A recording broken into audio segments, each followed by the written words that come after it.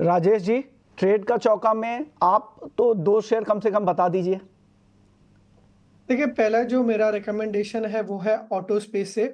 Auto space में आज कहीं न कहीं एक रिवर्सल साइंस दिखाई दे रहा है। इसमें जो फ्रंट रनर है वो है अशोक लेलैंड। अशोक ले लेलैंड के अगर डेली चार्ट पे अगर आप देखें तो एक inverse head and shoulder pattern breakout देखने को मिल रहा है, जो एक गैप के साथ दिखाई दे रहा है। इस गैप को हम ब्रेक अवे गैप भी कह सकते हैं। एंड पहले जो एक 89 ईएमए रेजिस्टेंस के जैसा एक्ट करा था, तो उसको भी ब्रेक कर रहा है। फ्यूचर्स की पोजीशन देखें तो फ्यूचर्स में लॉन्ग दिखाई दे रहा है and out of the money call में अनवाइंडिंग हो देखी देखी जा रही है। तो अशोक लेलैंड में काफ़ी अच्छा व्यू बन के आ रहा है। अशोक लेलैंड बाय कर सकते हैं 226 के स्टॉप लॉस के साथ and in the near term expect कीजिए टारगेट ऑफ 246। मेरा जो दूसरा बाय रिकमेंडेशन है वो है आईटी स्पेस से विप्रो। देखिए, आईटी इंडेक्स अगर देखें तो ऑल टाइम हाई पे ट्रेड कर रहा है। आईटी इंडेक्स ऑलरेडी एक आउट परफॉर्म कर रहा है। आज डेफिनेटली कहीं ना कहीं प्रॉफिट बुकिंग है आईटी स्पेस में, बट विप्रो में आज एक फ्रेश ब्रेकआउट, एक फ्रेश मोमेंटम देखने को मिल रहा है। विप्रो ने अपना प्रीवियस जो रेजिस्टेंस था वो ब्रेक किया लॉन्ग टर्म एंड यहाँ से एक अच्छा लग रहा है। 573 के स्टॉप लॉस है, एक्सपेक्ट कर सकते हैं टारगेट ऑफ 604। ठीक है, तो ये है ट्रेड का चौका में रिकमेंडेशन आती हुई राजेश जी की तरफ से। और अब से थोड़ी देर पहले मेरे सहयोगी अनुराग शाह महाराष्ट्र की जो हाउसिंग पॉलिसी है उसके एग्रेसिव होने के संकेत दे रहे थे, जो खबरें उन्होंने आपके सामने रखी। और आप ये देखिए कि नई सरकार के जो तमाम बातें हैं वो मजबूती, एक कह सकते हैं कि स्टेबिलिटी आने के बाद से ही हम रियल्टी स्टॉक्स में एक ज़बरदस्त उछाल देख रहे हैं। ख़ास तौर पे आप देखिए कि ऐसी बड़े ग्रुप्स जो मुंबई या महाराष्ट्र से ऑपरेट करते हैं उनमें साफ तौर पर इस वक्त मजबूती देखते ही बन रही है। गोदरेज प्रॉपर्टीज आप देखिए लगभग 4.25% की तेजी यहां पर देखने को मिल रही है। फिनिक्स मिल्स देखिए 2.25% ऊपर है।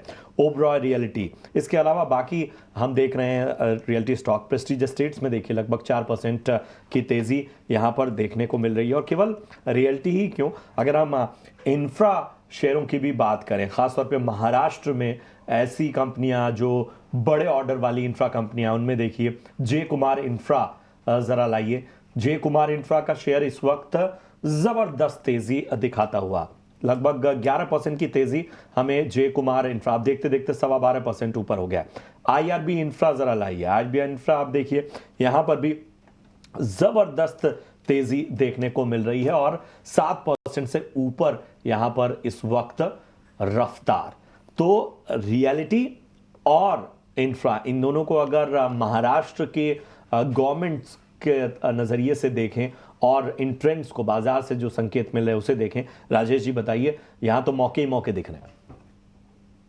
डेफिनेटली निफ्टी रियलिटी और इंफ्रा स्टॉक्स देखिए तो काफी अच्छे ट्रैक्शन में है।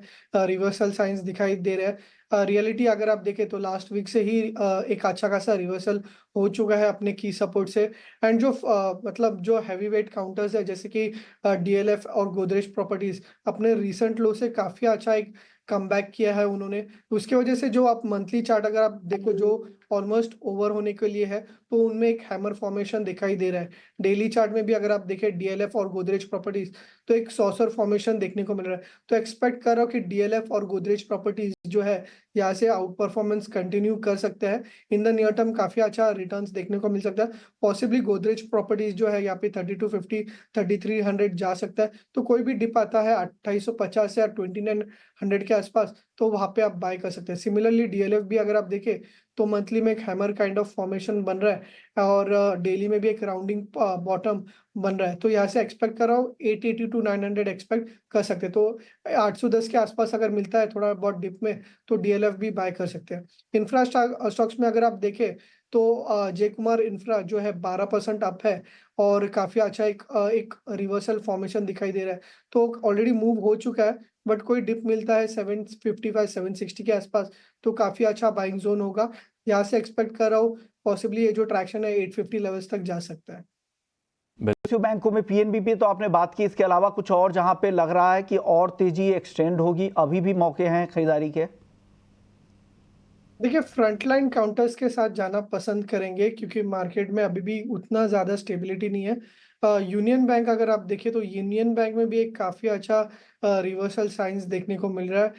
आज एक काफ़ी अच्छा गैप रह गया है। तो union bank, bank of Baroda, ये कुछ प्रोमिनेंट नेम्स है जो यहाँ पे भी बाय किया जा सकता है। यहाँ से एक अच्छा खासा ट्रैक्शन देखने को मिल सकता है। बैंक ऑफ बड़ौदा अगर आप देखें तो यहाँ से जो है पॉसिबली 258 टू 260 जो है एक्सपेक्ट कर सकते हैं। सिमिलरली यूनियन बैंक अगर आप देखें तो यहाँ से जो है 125 टू 128 के अपसाइड हमें यूनियन बैंक में देखने को मिल सकता है। तो ओवरऑल पूरा पीएसयू बैंक से काफ़ी अच्छा लग रहा है, डिप्स में बाय किया जा सकता है।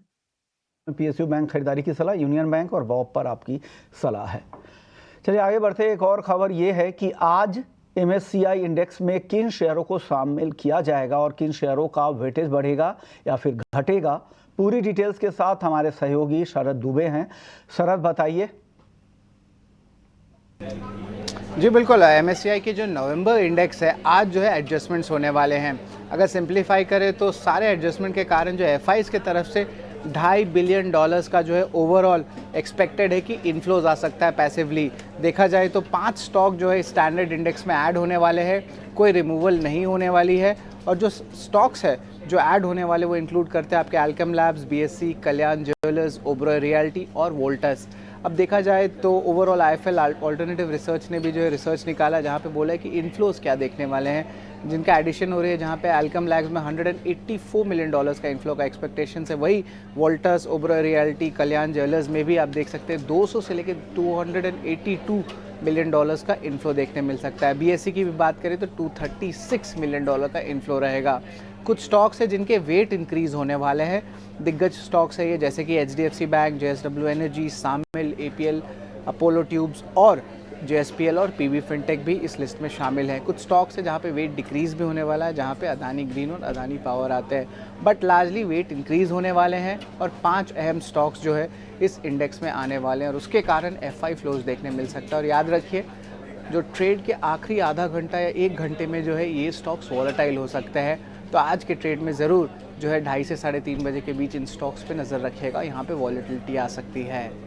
शुक्रिया शरद, ये डिटेल्स बताने के लिए और दर्शकों को बताने के लिए कि MSCI इंडेक्स में किन शहरों को शामिल किया जाएगा और कहां पर वेटेज बढ़ने की या घटने की संभावनाएं दिख रही है। एक और खबर आपको बता दें कि महायुति की फिर सरकार बनने के बाद महाराष्ट्र की नई हाउसिंग पॉलिसी का जल्द ऐलान हो सकता है।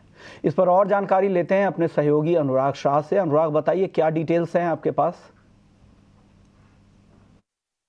महाराष्ट्र के अंदर चुनावी नतीजों के बाद तय हो गया है कि जो पुरानी सरकार थी, बीजेपी लेड NDA सरकार थी, वही अगला कार्यकाल भी जो है सरकार में रहेगी। तो इससे हाउसिंग सेक्टर और रियल एस्टेट सेक्टर पर फोकस आने वाले दिनों में दिखेगा और उसको बूस्ट मिलता हुआ दिख सकता है, क्योंकि अक्टूबर के महीने के अंदर महाराष्ट्र सरकार के द्वारा नई हाउसिंग पॉलिसी का ड्राफ्ट जारी किया गया था और 17 साल के इंतजार के बाद ये नई हाउसिंग पॉलिसी आ रही थी। जो इससे पहले जो हाउसिंग पॉलिसी आई थी वो सन 2007 में आई थी और उसके बाद से ही पिछले कुछ वक्त से जो स्टेक होल्डर्स है, डेवलपर्स है, उनकी मांग थी कि हाउसिंग पॉलिसी के अंदर बदलाव किया जाए और नई हाउसिंग पॉलिसी लाई जाए, क्योंकि परिस्थितियां काफी बदल गई है, ट्रेंड काफी बदले हैं। तो इसी को देखते हुए राज्य सरकार के द्वारा ड्राफ्ट जारी किया गया था। उस ड्राफ्ट के अंदर सजेशन और ऑब्जेक्शन की जो तारीख थी उसे आगे बढ़ाया गया और उसके बाद आचार संहिता लागू हो गई। तो जो फाइनल पॉलिसी है वो जारी नहीं हो सकी